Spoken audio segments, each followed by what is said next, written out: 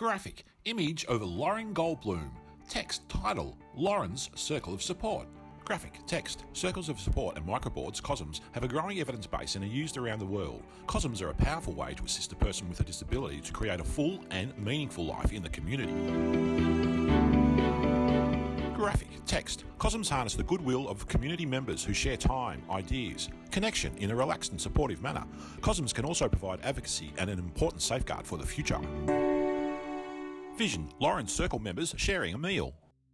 Lauren and her Circle facilitator Teresa with vision of Lauren's Circle members choosing pizza. Hi, I'm Lauren.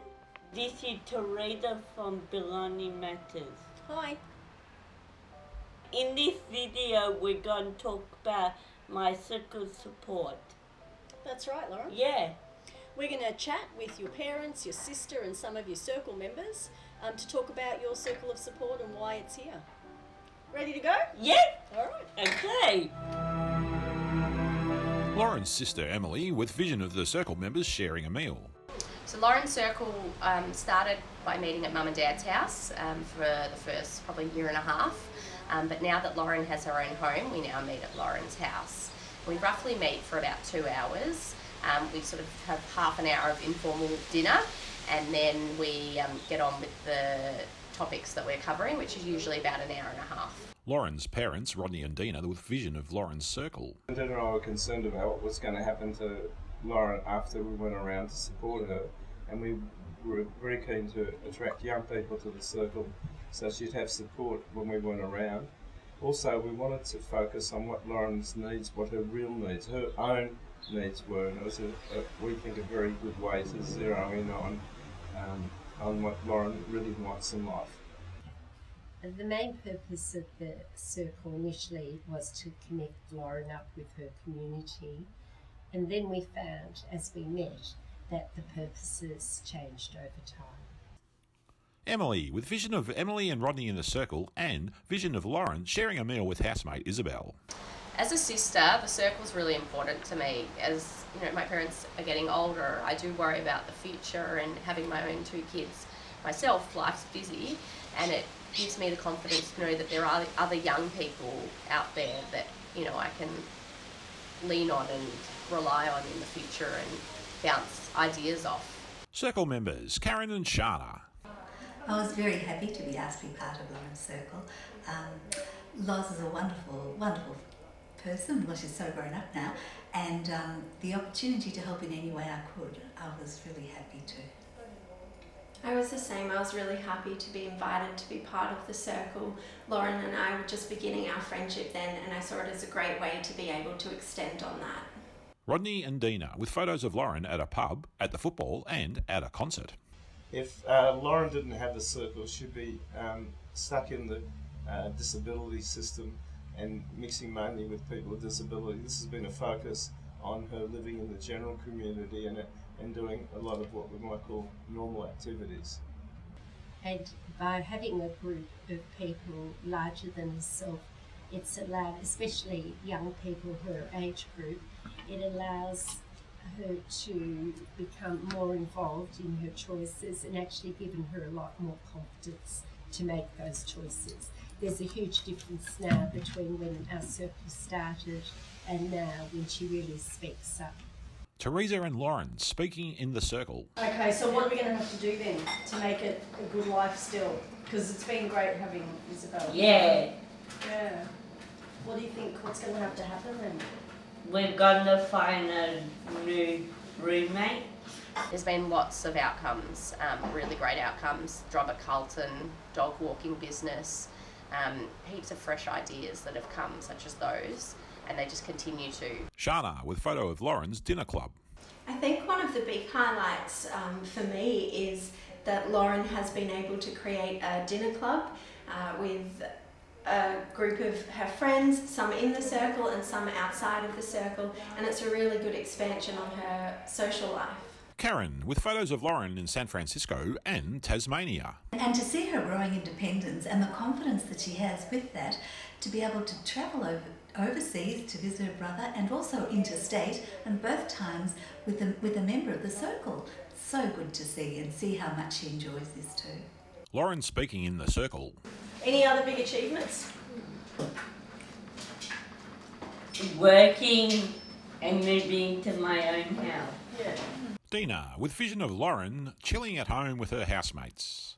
The sort of people we look for in Lauren's circle are people in a similar age group, a certain amount of them, because they really understand what people at that age want to do. That's what we're looking for Loz. Rodney, with vision of Lauren's circle.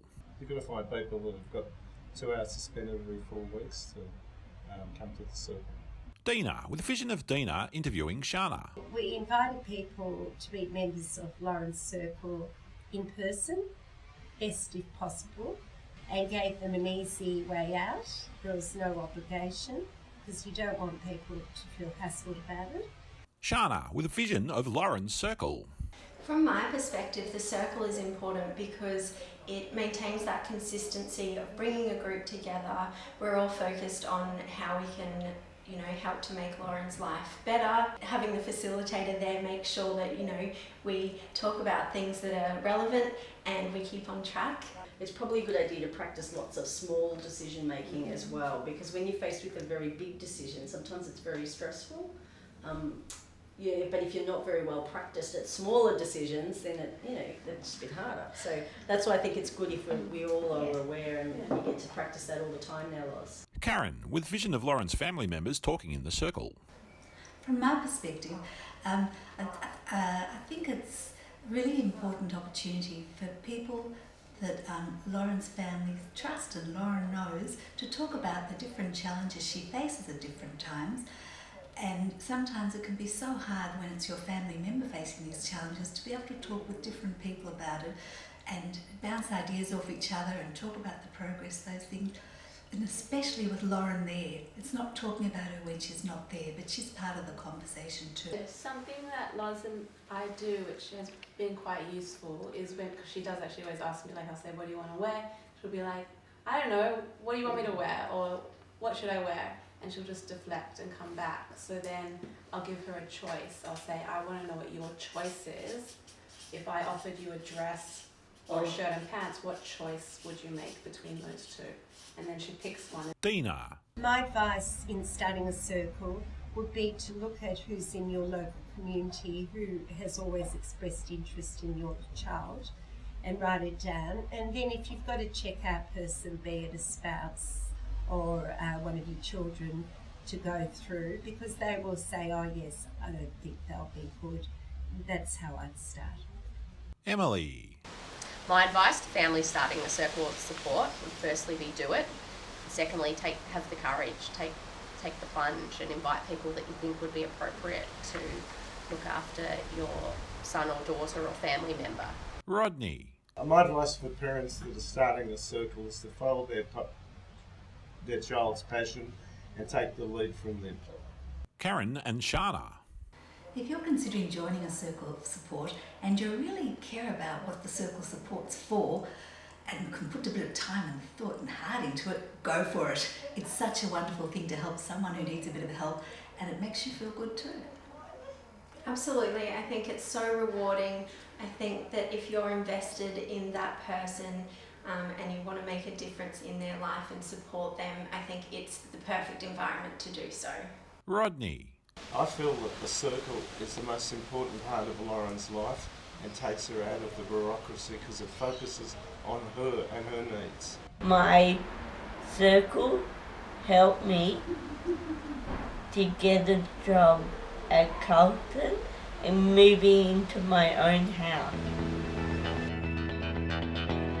Graphic, text. A facilitator can be helpful to guide conversations, harness ideas and keep the focus on the person with a disability. Some people have received funding through their NDIA plan for a facilitator. Graphic, text. The National Resource Centre for Circles of Support and Microboards, NRC COSM, was funded by the NDIS National Readiness Program. It contains videos, resource guides, information about facilitation, how to start a COSM and NDIS funding. Visit www.cosm.org.au. Graphic, text. Thank you. Lauren, Dina, Rodney, Emily Pask, Karen Morrison, Shana Miller, Isabel Hoffman, Amanda Nicholas, Jess Glazer, Yuval Witkin, Lauren Mandel, Therese McAuliffe. Graphic, text. This video is produced by Inclusion Design Lab and Belonging Matters through a grant from State Trustees.